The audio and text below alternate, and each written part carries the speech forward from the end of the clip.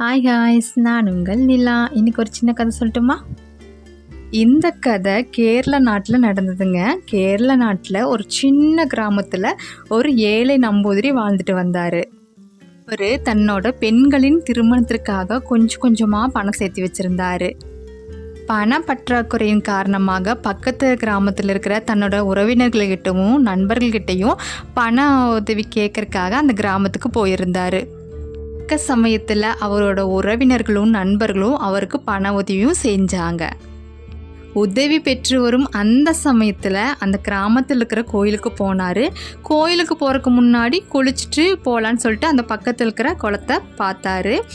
குளத்துக்கு போகிறதுக்கு முன்னாடி தன்னுடைய துணிமணிகள் சேகரித்து வந்த அந்த பணம் எல்லாத்தையும் வச்சுட்டு குளிக்க போயிட்டார். கரையேறி வரும்போது அவரோட பணப்பையை மட்டும் காணோம். மனசு ரொம்ப தவிச்சு போயிட்டாரு. அவர் அது வரைக்கும் சேகரித்து வச்ச அத்தனை பணமும் அந்த பையில் தான் இருந்துச்சு. பக்கத்தில் இருக்கிறவங்ககிட்டலாம் ஓடி போய் கேட்டார், என்னோடய பணப்பையை பார்த்தீங்களான்னு சொல்லிட்டு. ஆனால் எந்த ஒரு பலனும் கிடையாது. ஒரு நிமிஷம் யோசிச்சார், ஐயோ நம்மளோட பொண்ணோட கல்யாணத்தை எப்படி நடத்துறதுன்னு தெரியலையேன்னு சொல்லிட்டு ரொம்ப மனசு சங்கடப்பட்டார். இந்த ஒரு நொடி அவருக்கு என்ன செய்யறதுன்னு தெரியல. திரும்பவும் போனார், கடவுளை வணங்கினார், கிராமத்துக்கு போயிட்டார். மீண்டும் ஒரு வருடம் கழித்து திரும்பவும் அந்த கிராமத்துக்கே போகிறாரு. கோயில் திருவிழாக்காக நன்கொடை வசூலிப்பதற்காக அந்த கிராமத்துக்கே அவர் போகிறாரு. அவர் போன தடவை நடந்த அத்தனை விஷயங்களையும் பார்த்திங்கன்னா இந்த கோயிலில் இருக்கிற பூசாரிகிட்ட சொல்கிறாரு. போன தடவை வந்த அதே கோயிலோட குளத்துக்கு வந்தார். அங்கே நீண்ட நேரம் உட்காந்துருந்தார். அப்போ பூசாரி வர்றாரு, அந்த கோயிலோட பூசாரி வர்றாரு. என்ன இங்கேயே உட்காந்துட்டீங்கன்னு சொல்லி கேட்குறாரு. போன தடவை நடந்த அத்தனை விஷயங்களையும் சொல்கிறாரு. தான் பணம் சேகரித்ததையும் தான் பணம் இங்கே தான் இழந்ததையும் அவர் சொல்கிறாரு. ஓ அப்படியா, சரின்னு சொல்லிட்டு கொஞ்ச நேரம் பேசிகிட்டு இருந்தார் அந்த பூசாரியும் நம்பூதிரிகளும். அதுக்கப்புறம் பூசாரி சொல்கிறாரு, இன்றைக்கி மதியம் நீங்கள் கண்டிப்பாக எங்களோட வீட்டில் தான் உணவு அருந்தோணும்னு சொல்லி சொன்னாங்க. நம்பூதிரியும் மதிய உணவுக்கு அந்த பூசாரியோட வீட்டுக்கே போனாங்க. உணவெல்லாம் கொடுத்து உபசரிச்சாச்சு. பூசாரியோட மனைவி வர்றாங்க. வந்து ஒரு பையை கொடுத்து, இது உங்களோட பையான்னு சொல்லி கேட்டாங்க. அந்த பையை பார்த்த உடனே நம்பூதிரிகளுக்கு ஒரே சந்தோஷம்.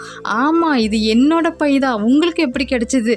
இது தொலைஞ்சு கிட்டத்தட்ட 1 வருஷமாச்சே, என்ன ஒரு கடவுளோட கருணை அப்படின்னு சொல்லிட்டு சொல்கிறாரு. ஐயா, நீங்கள் குளிப்பதற்கு முன்னாடி இது கரையில் வச்சு இருந்திருப்பீங்க. அப்போது அங்கே வந்த ஒரு பசு மாடு இதன் மீது சாணம் இட்டுருச்சு. அதனால் நீங்கள் இந்த பையை தேடிய போது உங்கள் கண்களுக்கு தட்டுப்படல. அந்த வழியாக வந்த நான் இந்த சாணத்திற்கு அடியில் இருந்த பையை பார்த்து பத்திரமா எடுத்து வச்சேங்க ஐயான்னு சொல்லி பூசாரியோட மனைவி சொல்கிறாங்க. பையை பெற்றுக்கொண்ட அந்த நம்பூதிரி அதை திறந்து பணத்தை எல்லாம் எண்ணி பார்க்குறாரு. அவர் வைத்திருந்த பணம் அப்படியே இருந்தது. அந்த ஏழை நம்பூதிரிக்கு ரொம்ப சந்தோஷம், கண்கள்லாம் கலங்கிருச்சு. இந்த பணத்தை இவ்வளோ வருஷம் நீங்கள் பத்திரமா வச்சுருந்துருக்கீங்க, இதில் பாதியை நீங்கள் வாங்கிட்டீங்கன்னா எனக்கு ரொம்ப சந்தோஷமாக இருக்குன்னு சொல்லிட்டு நம்பூதிரி சொல்கிறாரு. அதற்கு அந்த பூசாரி சொல்கிறாரு, நீங்கள் என்ன சொன்னாலும் சரி, இந்த பணத்தை நாங்கள் வாங்கிக்கவே மாட்டோம் அப்படின்னு சொல்லிட்டு. இந்த பணத்தை வச்சு மீண்டும் என்னோட பெண்ணுக்கு நான் திருமண ஏற்பாடு செய்வேன், அந்த சந்தோஷத்தில் தான் நான் கொடுக்குறேன், நீங்கள் வாங்கிக்கணும் அப்படின்னு சொல்லி சொன்னாங்க. ஆனால் அந்த பூசாரி கண்டிப்பாக எங்களுக்கு வேணாம் அப்படின்னு சொல்லிட்டாங்க. உடனே நம்பூதிரி அந்த பெண்ணை ஆசீர்வாதம் பண்ணாங்க. என்ன வார்த்தைகளால் தெரியுங்களா? அடுத்த வருடம் உங்களுக்கு ஒரு குழந்தை பிறக்கும், அவன் மிகவும் புகழ் பெற்று விளங்குவான்னு சொல்லிட்டு. அதே மாதிரி அவர் சொன்ன மாதிரியே அடுத்த வருஷம் அந்த பெண்ணுக்கு ஒரு குழந்தை பிறக்குது. அவர் தான் மிகவும் புகழ்பெற்று விளங்கிய கவிஞர் குஞ்சன் நம்பியார். நம்ம நாட்டில் எப்படி மகாகவி பாரதியார் புகழ் பெற்றிருக்காரோ அதே மாதிரி தான் கேரளத்தில் குஞ்சன் நம்பியார் மகாகவியாக போற்றப்பட்டார். மலையாள மொழியை எழுதவும் படிக்கவும் தெரிஞ்சிருக்கிறவங்க கண்டிப்பாக இவரை தெரிஞ்சிருப்பாங்க. அவரோட கவிதைகளையும் படிக்காமல் இருந்திருக்கவே மாட்டாங்க.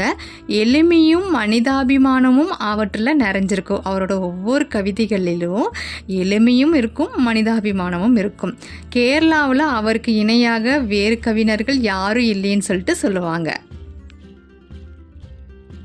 வாழ்க்கை வாழ்வதற்கே வாழ்ந்து காட்டுவோம். தேங்க்ஸ் ஃபார் வாட்சிங்.